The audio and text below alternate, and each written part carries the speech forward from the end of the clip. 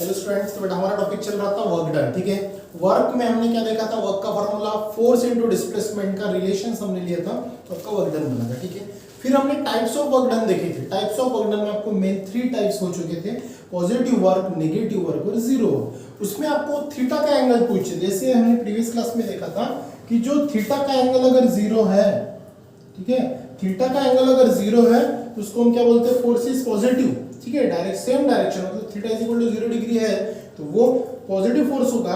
उसके बाद में नेगेटिव फोर्स है तो थीटा जो अपोजिट डायरेक्शन होगा, मतलब थीटा का एंगल 180 होगा। एंड जो आपका जीरो वर्क डन होगा तो वहां पे आपका थीटा का एंगल जो है वो 90 डिग्री होगा। ठीक है, तो तीनों डेफिनेशंस आपको अच्छे से बुक में लिख के रखनी है कि ये पॉजिटिव एक्सेलरेशंस क्या, सॉरी पॉजिटिव वर्क क्या होता है, नेगेटिव वर्क क्या होता है और ये जीरो वर्क क्या होता है। क्लियर, ये हमारा प्रीवियस क्लास में हो चुका था। अब यही हमें कुछ एक्सपेरिमेंट के साथ में पढ़ना है कि वहां पे आएगा क्या। ठीक है, अब यहाँ पे अगर आप देखो, ठीक है, यहाँ पे आप अगर देख सकते हो तो यहाँ पे अगर आपको दिखाई देगा कुछ एक्टिविटीज दिख रही है। ठीक है, यहाँ पे एक टेबल दिख रहा है, टेबल के ऊपर एक कप रखा है, वो थर्मोकोल का कप है। किसका है? थर्मोकोल, जो लाइट वेट होता है। उसको एक थ्रेड से टाई अप किया और दूसरे एंड में एक नट, मतलब जिसका कुछ सम अमाउंट ऑफ वेट होगा, वो अटैचमेंट किया। अब केयरफुली अगर आप ऑब्जर्व करते हो तीनों 1 बाय 1 फिगर को, तो यहाँ पे पहले फिगर में आपको क्या दिख रहा है, देखो पहले फिगर की अगर आप बात करते हो तो पहले फिगर में एक कप है, on the surface of table रखा है, उसको एक होल करके उसके अंदर में एक बॉल अटैचमेंट किया है और दूसरा नट क्या किया, अदर साइड में अलॉन्ग है, और वो फ्री सस्पेंडेड है। ठीक है, ना ही कोई बीच में ऑब्स्टेकल्स है। ठीक है, तो पहले इसमें ये अरेंजमेंट है। सेकंड केस में भी सेम टू सेम अरेंजमेंट है, लेकिन बीच में जो थ्रेड है, तो थ्रेड के ऊपर क्या रखा है, उन्होंने एक कुछ स्केल रखो, वेट बीच में ब्रेक डाउन किया है, ताकि जब वो अदर एंड वाला जो नट है, जब उसको पुल करेगा अपने तरफ, तो उसका फोर्स जो एग्जर्ट होगा ग्लास के ऊपर, वो बीच में क्या हो जाएगा, ब्रेक डाउन होगा, कट ऑफ होगा। ठीक है, और थर्ड केस में क्या हुआ है, सेम टू सेम कप रखा है, बीच में नट बोल्ट है, लेकिन दोनों साइड में इक्वल अमाउंट ऑफ वेट उन्होंने वहां पे प्रोवाइड किया है। मतलब अब आपको चेक करना है कि ये ग्लास के ऊपर, देन सेकंड ग्लास के ऊपर, देन थर्ड ग्लास के ऊपर क्या चेंजेस होते हैं। ठीक है, ये एक्टिविटी आपको करनी है। देखो वहां पे क्या बोला, take the plastic cup, make and hole in the centers of its bottom. एक ग्लास लेना है आपको। ठीक है, एक बात क्या, चलो इस प्रकार से आपको ग्लास लेना है। ठीक है, उसके सेंटर में आपको क्या करना है, एक होल करना है। ठीक है, होल किया, देन बाद में take a long thread, double it and pass it through the hole. एक लॉन्ग थ्रेड लेना है इस प्रकार से और अदर एंड को एक नट अटैचमेंट कर दिया। ठीक है, और ये ग्लास को आपको एक टेबल के ऊपर रख देना है। ठीक है, इस प्रकार से अरेंजमेंट आपको करनी है। Now tie the thick knot in the end of that knot will not pass through the hole. Take care that 2 loose ends below the bottom of the cup and tie the knot each of the 2 ends shown in the figure. फिर होगा क्या यहाँ पे, देखो a figure, अगर देखते हैं figure A की बात कर रहे हैं, फिगर ए में अगर हम देखें तो keep once nuts in cup and let thread carrying other nut hang down along the side of the table. What happen, क्या होगा, सिंपल उन्होंने बोला, जब हमने टेबल यहाँ पे रखा, सॉरी टेबल के ऊपर कप रखा, कप के अंदर में एक बॉल रखा, दिख रहा है ये वाला, ठीक है, उसको अटैचमेंट करके, और दूसरा एंड जो थ्रेड से अटैचमेंट था उसके एंड को भी हमने क्या कर दिया, एक बॉल यहाँ पे सस्पेंडेड किया। अब टेबल के ऊपर ग्लास रखा जिसके अंदर में थ्रेड से अटैचमेंट, ये बॉल इसके अंदर में डाला, नट डाला, और दूसरा जो एंड था उसको फ्रीली छोड़ दिया, तो क्या ऑब्जर्वेशन होगा, फट्टे से आप बोलोगे कि सर ये वेट के साथ में ग्लास क्या हो गया, नीचे गिर गया। ठीक है, मतलब क्या हुआ, मतलब ग्लास की वेट की तुलना में अदर एंड का जो वेट था वो ज्यादा था, करके उसने उसको अपने तरफ क्या कर लिया, पुल कर दिया, खींच लिया। ठीक है, now as shown in figure B, ये हो गया पहले का आंसर है। बी की बात करते हैं, बी फिगर में देखो आपको क्या दिख रहा है, वही अरेंजमेंट है, लेकिन थ्रेड के बीच में क्या किया, एक कुछ सस्पेंडेड वेट जो है हमने बीच में रख दिया, ताकि क्या हो, जब भी हम क्या करेंगे, यहाँ पे ये जब बोल्ट, जो नट बोल्ट है उसको जब फ्रीली छोड़ देंगे तो डायरेक्टली इंपैक्ट उसको ग्लास के ऊपर अपना फोर्स वो एग्जर्ट नहीं करेगा, बीच में वो फोर्स का कट ऑफ होगा, उसको ब्रेक डाउन करेगा। क्लियर, नाउ तो यहाँ पे देखो, as shown in the figure B, when the cup is sliding along the table, stop it by putting the ruler in the path. तो इसके पाथ जो होगा, रूलिंग जो होगा, उसका क्या होगा, वो बीच में उसको कट ऑफ होगा। पॉइंट समझ में आ रहा है? तो यहाँ पे ये सेकंड केस का होगा, मतलब सेकंड केस में क्या होगा, ये जो फोर्स अपना एग्जर्ट करेगा, जो ग्लास को अपने तरफ पुल डाउन करेगा, अब बीच में मैंने एक वेट बॉक्स रखा जिसके कारण ये जो फोर्स, इसका फोर्स जो एग्जर्ट होगा तो ये ग्लास के ऊपर इंपैक्ट नहीं करेगा, ये फोर्स यहीं पे क्या हो जाएगा, कट ऑफ हो जाएगा, डिस्ट्रॉय हो जाएगा। उसके कारण आपका जो ग्लास है ये टेबल के ऊपर फ्रीली स्टैंड बाय रहेगा। समझ में आया? ये सेकंड एक्टिविटीज के बाद थर्ड एक्टिविटीज की अगर हम बात करें, third as shown in the figure C, keep the cup at the center at the table and leave the two nuts hanging opposite sides to the table। अब जैसे इस प्रकार से मैंने एक टेबल यहाँ पे रखा, टेबल पे जो कप छोड़ा और उसके अलॉन्ग साइड में, दोनों साइड में आपको क्या करना है, थ्रेड को फ्रीली छोड़ के दोनों एंड में आपको वहां पे नट लगाने हैं। एक साइड में ये लगा दो, एक साइड में ये लगा दो। पॉइंट समझ में आया? ठीक है। अब यहाँ पे क्या आपको चेंज करना है कि एक्टिविटीज में होगा क्या, अब यहाँ पे आप देखोगे तो दोनों साइड में जो फोर्स अप्लाई होगा वो इक्वल एंड अपोजिट डायरेक्शन में होगा। ठीक है। और जब भी इक्वल एंड अपोजिट डायरेक्शन में फोर्स अप्लाई होता है तो इसका मोमेंट ना ये साइड में होगा ना ये साइड में होगा, ये stand by as it is रहेगा। कैसा रहेगा? Stand by as it is, जैसा का वैसा वो कांस्टेंट रहेगा। समझ में आया? तीन एक्टिविटीज का मतलब क्या होता है। यहाँ पे आपको क्वेश्चंस पूछे थे, तीनों के आंसर आपको लिखना है कि figure A, why does the cup get pull.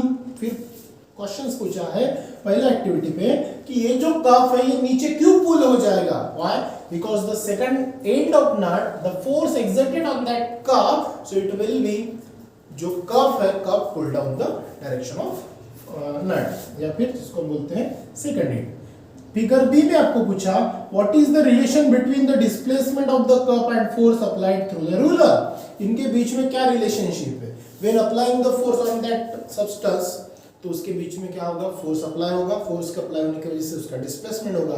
But when applying, बीच में उसके पाथ में अगर हमने रूलर अप्लाई किया तो फोर्स जो है, जो एग्जर्ट होगा ग्लास कप के ऊपर, वो बीच में क्या होगा, ब्रेक डाउन होगा, और ब्रेक डाउन होने की वजह से फोर्स अपना एग्जर्ट कप के ऊपर नहीं कर पाएगा।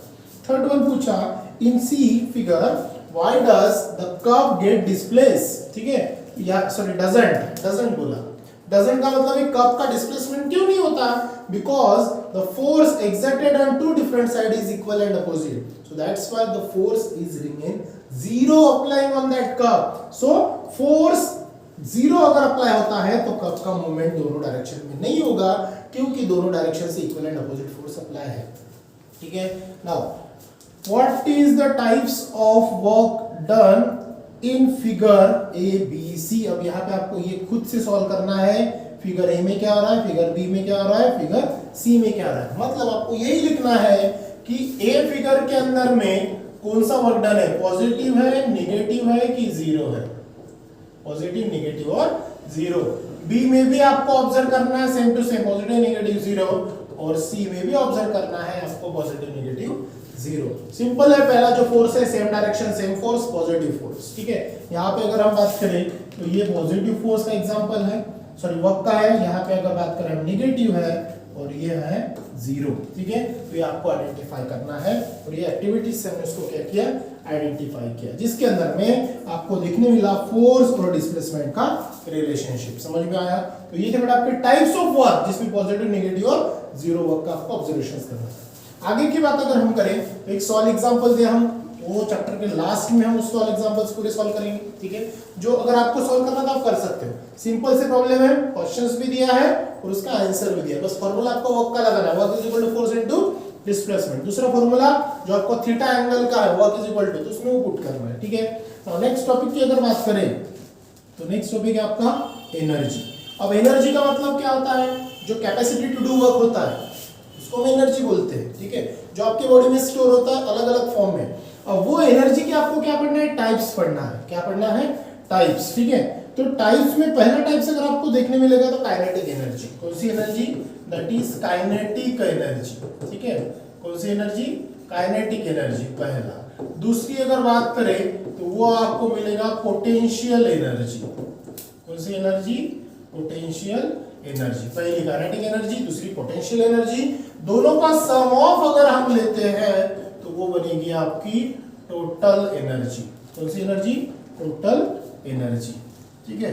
इस प्रकार से आपको एनर्जी के 3 अलग अलग टाइप्स पढ़ना है। अब यहाँ पे उन्होंने सिंपल सा एक पूछा, व्हाई डज इट हैपन, यहाँ पे क्या होगा। पहला, it if a pot having a plant is kept in the dark and plant languishes, ठीक है। पॉट जो है आपने क्या किया, जो गमला होता है ना, कुंडी होती है, कुंडी में पेड़ लगाया है, तो उसको हमने क्या किया, उठाया और डार्क रूम में जाके रख दिया, मतलब अंधेरे रूम में रखा, जो वहाँ पे रोशनी नहीं आती, तो आपको क्या दिखाई देगा, सोचना है, ठीक है। सिंपल सा, ये आई थिंक आपने प्रीवियस क्लास में पढ़ा भी है। Second, on increasing the volume of music system or TV beyond a limit the vessels in the house start vibrating. आपके घर में होम थिएटर होगा, एफएम होगा, या फिर बड़ा सा लाउड स्पीकर है, या फिर टीवी है, तो उसकी आवाज अपने जब भी आपका पसंदीदा गाना आता है तो लाउडनेस आप बढ़ाती हो। इन केस ये नहीं है तो आपके घर के साइड में मान के चलो बड़ा डीजे बज रहा है, ठीक है, और जब डीजे बजते हुए जब चल रहा है तो आपके घर के अंदर में जो भी वेसल्स होते हैं वो वाइब्रेट होते हैं, ठीक है। या फिर आपकी ह्यूमन बॉडी ले लो, वो भी वाइब्रेट्स होती है, थोड़ा सा हार्ट बीट्स हमारे बढ़ते हैं, तो ऐसा क्यों होता है, ये उन्होंने पूछा है, सोचना है, ठीक है। थर्ड केस में, collecting sunlight on a paper with the help of convex lens, ठीक है, जो आपका बाइनोक्युलर्स होता है, भिंग जाला बोलते हैं अपन, वो अगर आपने लिया सनलाइट उससे अपने ट्रैप के कागज के ऊपर, तो वहां पे क्या होता है, वो कागज जलना शुरू होता है, that is burning of paper होता है। तो ऐसा क्यों होता है, ये तीनों सवाल बहुत इजी है, वो आपको सोचना है, क्योंकि उसके अंदर में आपका एनर्जी का है, समझ में आया, ठीक है।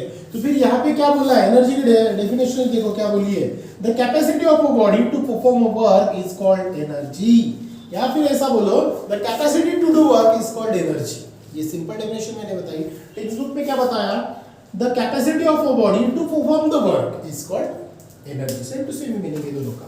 Now the unit of work and energy is the same, ठीक है। अब उन्होंने क्या बोला, वर्क का यूनिट, ठीक है, और एनर्जी का यूनिट, ये दोनों के दोनों भी क्या है, सेम। जैसे स्पीड और वेलोसिटी का सेम था, उसी प्रकार से उसका भी क्या रहेगा, सेम। और इसके पहले हमने वर्क के यूनिट्स पढ़े हैं, अच्छे से पढ़े हैं, मे बी प्रीवियस क्लास में हमने पढ़े, ठीक है।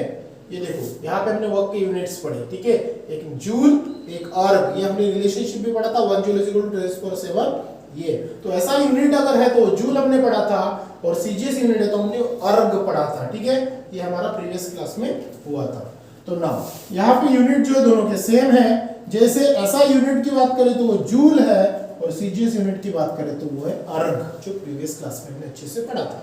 नाउ अब ये जो सस्पेंडेड एग्जांपल्स है, इसके अंदर में टाइप्स ऑफ एनर्जी आपको मिलेगी, ठीक है, बहुत सारे टाइप्स ऑफ एग्जांपल्स है, जिसमें अगर हम देखेंगे तो मैकेनिकल है, मैकेनिकल एनर्जी है, कौन सी एनर्जी अगर हम देखें तो वो है बेटा मैकेनिकल एनर्जी, उसके बाद में हीट एनर्जी, उसके बाद में लाइट एनर्जी, ठीक है, उसके बाद में साउंड एनर्जी, उसके बाद में electromagnetic energy, chemical energy, nuclear energy, solar energy, ऐसे बहुत सारे टाइप्स है जो एनर्जी से रिलेटेड है, ठीक है।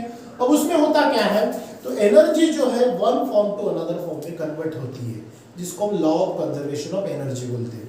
Energy can neither be created nor be destroyed, but one form of energy they will be converted into another form of energy. This is called law of conservation of energy. ठीक है, ये हम पढ़ते हैं।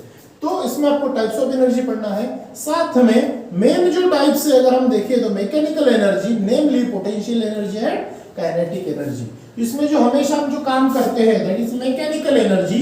Mechanical energy में दो energy मिलेगी, एक काइनेटिक एनर्जी और दूसरा बोलते हैं बेटा उसको पोटेंशियल एनर्जी, ठीक है। कौन सी एनर्जी, पोटेंशियल एनर्जी। तो ये काइनेटिक एनर्जी और पोटेंशियल एनर्जी क्या होती है, इसका फॉर्मूला क्या होता है, ये हम डिटेल्स में पढ़ेंगे नेक्स्ट क्लास में। So thank you.